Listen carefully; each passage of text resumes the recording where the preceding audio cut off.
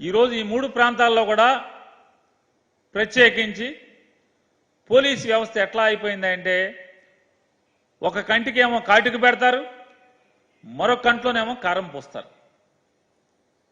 ఇది పోలీస్ వ్యవస్థ. ఈ రకమైనటువంటి అధికారుల బరితెగింపు మనం చూస్తున్నాం. పోలింగ్ రోజు హింసకు సంబంధించి హింస జరుగుతుంది అని చెప్పినా పట్టించుకోలేదు. హింస జరిగిన తర్వాత ఏకపక్షంగా వైఎస్ఆర్ కాంగ్రెస్ పార్టీ మీద టీడీపీ మీద ఎఫ్ఐఆర్లు నమోదవుతాయి, కానీ సెక్షన్ల తేడా ఉంటాయి.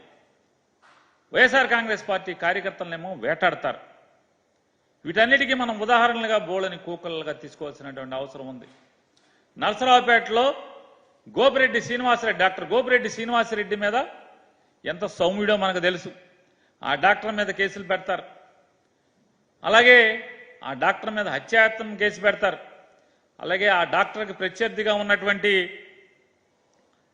అరవింద్ బాబు అనే అతని ఇంట్లో బాంబులు దొరుకుతాయి, కత్తులు దొరుకుతాయి, కానీ అతన్ని అరెస్టులు చేయరు. సాక్షాత్తు గోపిరెడ్డి శ్రీనివాసరెడ్డి గారు దొరకపోతే దురదృష్టవశాత్తు వాళ్ళ మామగారు దొరికితే వాళ్ళ మామగారిని హత్యాయత్నం చేస్తే దాని మీద కూడా ఎవరిని ఎంతవరకు అరెస్ట్ చేయరు. వాళ్ళు కొత్త అల్లుళ్ళలాగా ఊళ్ళో తిరుగుతూ ఉంటారు. పోలీసులు ఏం మాట్లాడరు. మరి సౌమ్యుడు అనేటువంటి డాక్టర్నేమో వెంటాడే పరిస్థితులు ఉంటే చివరికి కోర్టుకు వెళ్ళి కోర్టు నుంచి రక్షణ తెచ్చుకోవాల్సినటువంటి దయనీయమైన పరిస్థితులు ఇవాళ అక్కడ పోలీసులు సృష్టించినటువంటి మనం చూస్తున్నాం. ఏ రకంగా బరితెగించే రకంగా ముద్దాయిలను వదిలేయటం, ముద్దాయిలు కాయల వాళ్ళనేమో ఏదో ఒక తప్పుడు కేసుల్లో ఇరికించడం. ఇలా ఉంటే అసలు పల్నాడు సంగతి చూసుకుందాం మనం. ఈ పల్నాడు అంతా కూడా ఎంత అంటే అది ప్రజాస్వామ్యమా, మనం ప్రజాస్వామ్య రాష్ట్రంలో ఉన్నామా లేవా? అసలు పోలీసు సినిమాల్లో చూపించినట్టుగా ఇంత బరితెగింపు ఉంటుందా అనేది మనం చూస్తే 13వ తారీఖున పాల్వాయి గేటు అనేటువంటి పోలింగ్ స్టేషన్ దగ్గరలో ఆ ఊర్లో తెలుగుదేశం డామినేషన్ ఎక్కువ. ఆ ఊరు మెజారిటీ చంద్రబాబు నాయుడు కులస్తులు, అది అందరికీ తెలిసిన సత్యం. దానికోసం అని చెప్పని ఎమ్మెల్యే ముందే పిన్నెల్లి రామకృష్ణారెడ్డి పలు దఫాలుగా ఎస్పీ గారికి, డిఎస్పీ గారికి, ఐజీ గారికి, డీజీపీ గారికి, ఎలక్షన్ కమిషన్కి అందరికీ కూడా పిటిషన్లు సమర్పించిన అయ్యా మాచర్లలో మరీ ప్రత్యేకించి ఏ ప్రాంతాల్లో, దాంట్లో పాల్వాయి గేటు తదితర ప్రాంతాల్లో, కారంచేడు మండలంలో, కారంపూడి మండలంలో, అలాగే రెంటచింతల మండలంలో ఎంత భయానక వాతావరణం జరగబోతోంది అని ప్రెడిక్ట్ చేస్తూ కూడా ఆయన పోలీసులకు పిటిషన్లు ఇవ్వడం జరిగింది. అయినప్పటికీ కూడా పోలీసులు నిమ్మకు నీరెత్తినటువంటి పరిస్థితి.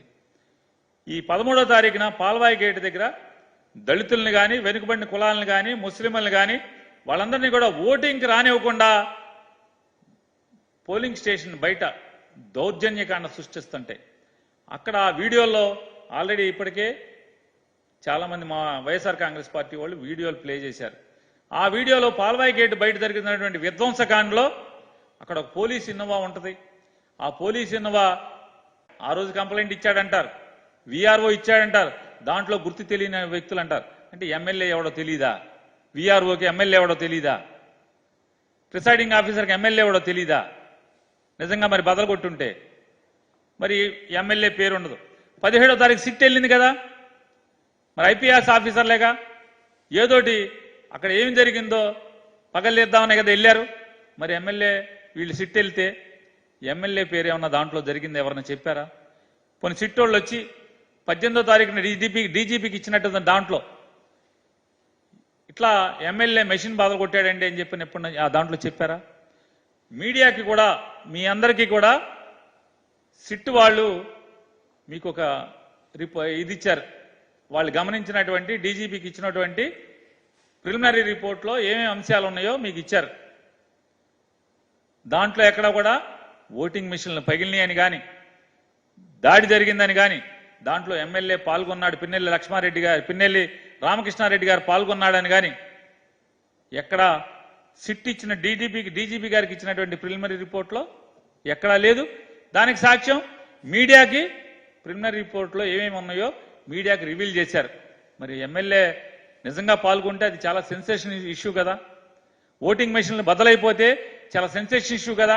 అది ప్రపంచానికి తెలియదు కదా. మరి మీరేం చేశారు? మరి సిట్ కూడా ఏమీ ఇవ్వలేదు కదా. సిట్ కంప్లైంట్లో కూడా దాంట్లో ఎక్కడా లేదు. అంటే 15వ తారీఖు కంప్లైంట్ ఇస్తారు, దాంట్లో ఎమ్మెల్యే పేరు ఉండదు. 17వ తారీఖునేమో సిట్టు విచారణ చేస్తుంది, ప్రతి ఊరు వెళ్ళి అక్కడెక్కడ కూడా పిన్నెల్లి రామకృష్ణారెడ్డి మెషిన్లు బదలు కొట్టాడని కానీ లేదా గొడవలు చేశాడని కానీ ఎక్కడ సిట్టు కంప్లైంట్లో సిట్టు విచారణలో బయటికి రాదు. డీజీపీకి సిట్ ఇచ్చిన దాంట్లో ఎక్కడ ఉండదు. 20వ తారీఖున లోకేష్ నాయుడు ట్వీట్ చేసే వరకు కూడా ఈ ప్రపంచానికి అక్కడ ఏదో జరిగిందనేది కూడా పోలీసులు కానీ, ఆర్ఓ కానీ, జిల్లా ఎన్నికల అధికారి కానీ, ఎస్పీ కానీ, ప్రిసైడింగ్ ఆఫీసర్ కానీ ఎవరు కూడా, ఆఖరికి విఆర్ఓ కానీ ఎవరు కూడా ఎమ్మెల్యే పాల్గొన్నాడు ఇలా చేశాడని కానీ ఒక్కళ్ళు చెప్పినోళ్ళు లేరు. 20వ తారీఖున లోకేష్ ట్వీట్ చేస్తాడు. ఆ వీడియో ఎక్కడదో మనకు తెలియదు.